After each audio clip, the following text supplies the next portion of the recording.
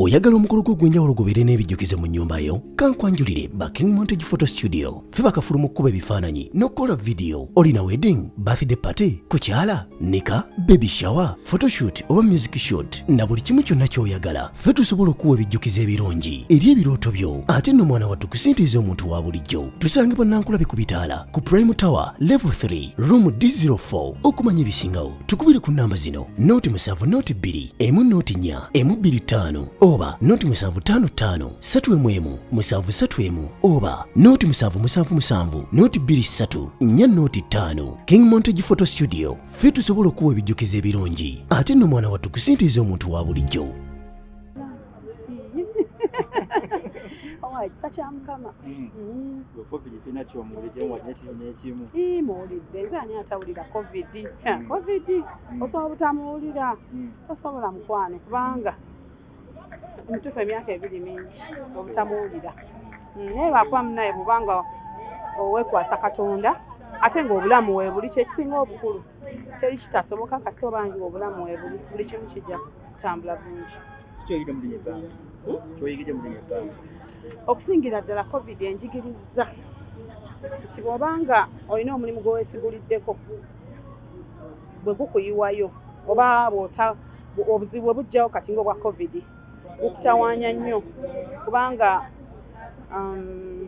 income ekyukira ddala n'abantu bennyini b'obadde abakudipendingako bafunamu okukosebwa. Naye kinjigiriza nti omuntu olina okuba n'emirimu egy'enjawulo. Tho nze nali nakitandika dda naye nga sigiwa nnyo budde nga kuyimba kuba okuyimba kwe nali nsingira ddala okuwa obudde, naye kati natandika nagyo emirimu emirala ogiweera ddala obudde ne manya nti nkesa okuyimba nga tewali nsobola okuba nga ate nsobola okubeezaawo abantu bange nange okwebeezaawo.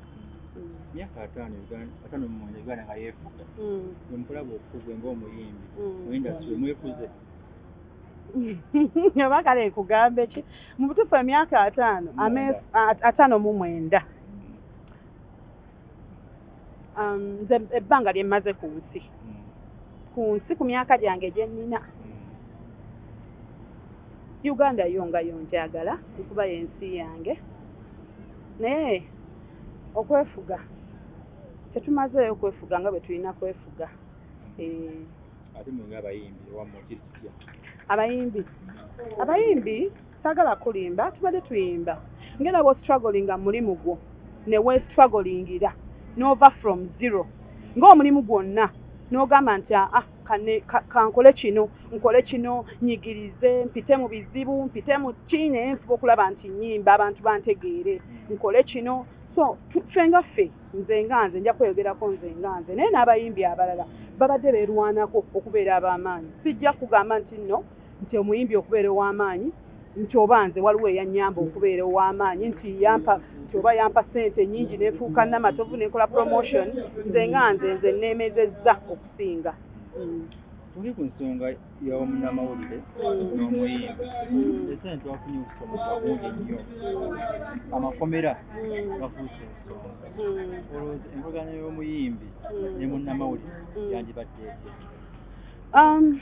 Kyemmanyi mu nsi eno gye tulimu buli omu yeetaaga munne. Nkwetaaga onneetaaga. Kati parties n'ebbiri eziriwo ab'amawulire n'abayimbi. Nsuubira ow'amawulire bw'aba ebiseera ebisinga bw'ayogera ku muyimbi ebiseera ebisinga kitambula kitunda omuyimbi ali established kitambula. Ate n'omuyimbi bw'abanga nga bakwogeddeko ekitakuweebuula ekitakuswaza nakyo kikola kitambula. Kale n'olwekyo nti ensonga ezo sijja zigenda nnyo naye kyemmanyi buli muntu mu nsi yeetaaga munne ate n'okusonyiwagana kintu kikulu kubanga Mukama nze ng'omukyala Omukatuliki mmanyi nti mu nsi osonyiwa kuba naawe toli perfect. Osobola okusonyiwa omuntu ne baba alina kyakkoze n'omusonyiwa ate Mukama naawe n'akwongera emikisa. Olowooza kkooti yalibadde solution b'amakomera? Buli omu alina ennyiiga ye bwe buzibu. Sijja kugamba nti nno solution oba si solution. Nze oyinza okunjogerako ekigambo n'ennyiiga nenkaaba ne neesibira mu nju nenkaaba okumala hours nyingi obusungu ne bunzikakkana ate nga sikunyeza ate nga sikulaze nti kinnumye naye ng'ate nze n'ekisenge kyange ffe tutegedde nti nnumiddwa so kyeva gamba nti okunyiiga buli omu anyiiga lulwe oyinza okwesanga nga oli bw'anyiiga agambirawo no nina omutwala mu mateeka kati buli omu buli muyimbi ayina kyogamba nti suna gwe bakasooka okuvuma ku bayimbi bonna ti abayimbi baba bavuma naye okunyiiga kwabwe kuyinza okuba tekwali kwakomera nga nabo balina engeri gye banyiigamu oluusi oli agamba munyiigidde siriddamu mukubira simu siriddamu kukola ki so kati sisobola kugamba nti okutwala ogenda mu kkomera ye solution okunyiiga kw'omuntu anyiiza atya buli omu alina okunyiiga kwe nze nina okunyiiga kwange omuyimbi omulala alina okunyiiga kwe naye buli omu alina engeri gy'asobola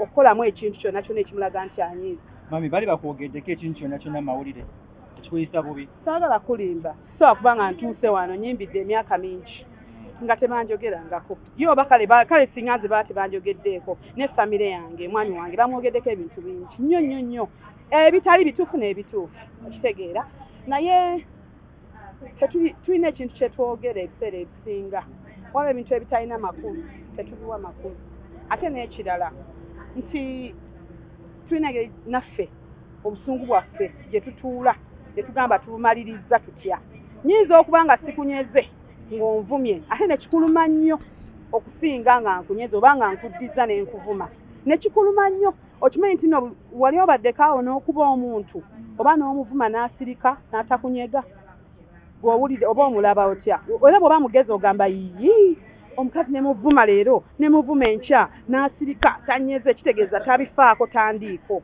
so kyegambye era kyenzize negamba nti buli omu alina ennyiiga ye.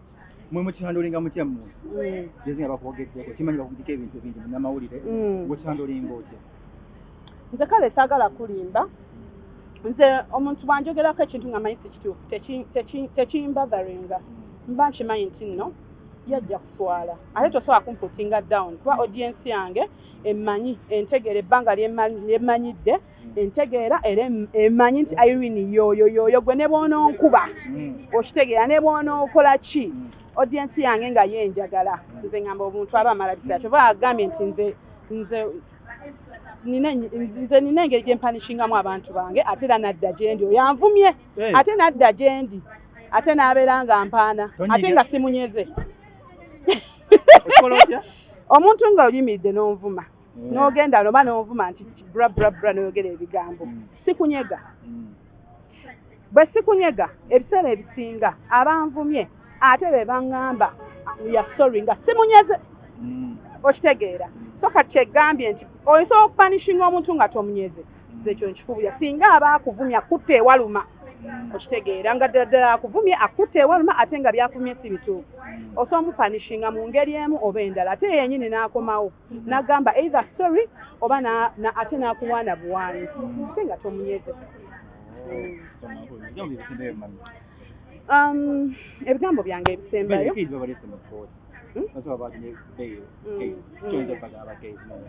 bandi kale saagala kulimba ekomera si kintu tekyandibadde kintu kirungi kukyagaliza muntu ate nga bulaba abavubuka bandi baana kitegeera kyevula bagambye ekigambo sorry is enough omuntu ng'agambye sorry Irene I'm sorry kitegeera nze nkiraba nga kirimu ebintu bingi sorry means a lot to me ekigambo sorry omuntu wagamba nti I'm sorry kimala nze ndowooza sorry singa yaliwo tebyandituuse naki nawala okitegeera singa bakwatagana ne bagamba yes ng'omuntu yadde yakola ensobi yadde ki ndowooza tebyandituuse n'eyo so nsaba mukama eyaloopye abeere sorry akiveeko ate nensaba ne gwe baatute mu kkomera okitegeera naye bw'aba nga alina ensobi gye yakola yeekube mu mutima agambe sorry. Kigambo ky'oyinza okugamba Keizi Waggo ne Mako singa bakomyewo? Kale nze gw'olaba saagala kulimba nze abaana abo programu zaabwe nzaagala nnyo saagala kulimba programu yaabwe eyo njagala nnyo Keizi mwana muvubuka azze wano n'apenetrating omulaba akola bulungi okitegeera naye neewuunyiza sirabangayo by the way kino ekintu badde sikirabangako era suuna sajja nnyo sikirabangako muyimbi atwala munnamawulire mu kkomera era nakyewuunyiza kyekintu kye neewuunyiza nga kyova agambye buli omu alina engeri gy'anyiigamu, buli omu alina ennyiiga ye. Kati nze nambadde nkyewuunyiza nnyo okuba nti bannange moreover ono omwana eyakajja okitegeera. So mu byonna mbaagala nnyo bonna, kubanga oli muyimbi munnange, of course nno mwagala muyimbi munnange, ate ne Case naye alina byatukolera ebirungi. Saagala kulimba yadde yakozeeyo ekibi naye n'ebirungi abikola, ekyo saagala kulimba. Ate ne muyimbi munnange tuyimba ffenna, kuba ajja kyogera ku nze okitegeera. Naye ate nsooka nembalamu neŋŋamba nti okay, ebirungi weebiri n'ebibi weebiri. So katukoze tutya, munyiizizza ntya nange nsobola okufuna bwe munyiiza okitegeera nga simukoze oli kyakoze nange nenfuna bwe mmunyiiza, ate n'amala na reconciling nagamba obutuufu omukazi yanyiize. So that's me. Naye nga Mukama asaasire Case Mako wako baveeyo kuba programu yabwe tujagala era tugyesunze tuginyumirwa. Ate Mukama abasaasire baba balina ensobi gye baakola beenenye mu maaso ga Mukama, si mu maaso ga Ssuuna, ga Mukama, kuba Mukama yasonyiwa. Kitegera ate Mukama yabonereza ate yasonyiwa. Ffe abantu tulina obusungu tukola ebintu byanjawulo naye ate ffe tubonereza kitono okitegeera. So kati bw'abanga ddala balina ensobi gye bakola bajja kwenenya mu maaso ga Mukama. Ne Ssuuna bw'abanga amanyi kye yakoze si kirungi, manyi Mukama ajja musonyiwa era kijja kuggwa. Naye nga mbasabira baveeyo. Ate ne Ssuuna musabira akakkanya obusungu. Oyagala omukolo gw'ogwenjawulo gubeere n'ebijjukize mu nnyumba yo? Kankwanjulire King Montage Photo Studio. Ffe bakafuluma okukuba ebifaananyi n'okukola vidiyo. Olina wedding, birthday party, kukyala, nika, baby shower, photoshoot oba music shoot na buli kimu kyonna ky'oyagala. Ffe tusobola okuwa ebijjukize ebirungi eri ebirooto byo. Ate nno mwana wattu kusintiiza omuntu wa bulijjo. Tusangibwa Nankulabe ku Bitaala ku Prime Tower Level 3 Room D04. Okumanya ebisingawo tukubire ku nnamba zino: 0702 104 125 oba 0755 311 731 oba 0777 223 405. King Montage Photo Studio. Ffe tusobola okuwa ebijjukize ebirungi ate nno mwana wattu kusintiiza omuntu wa bulijjo.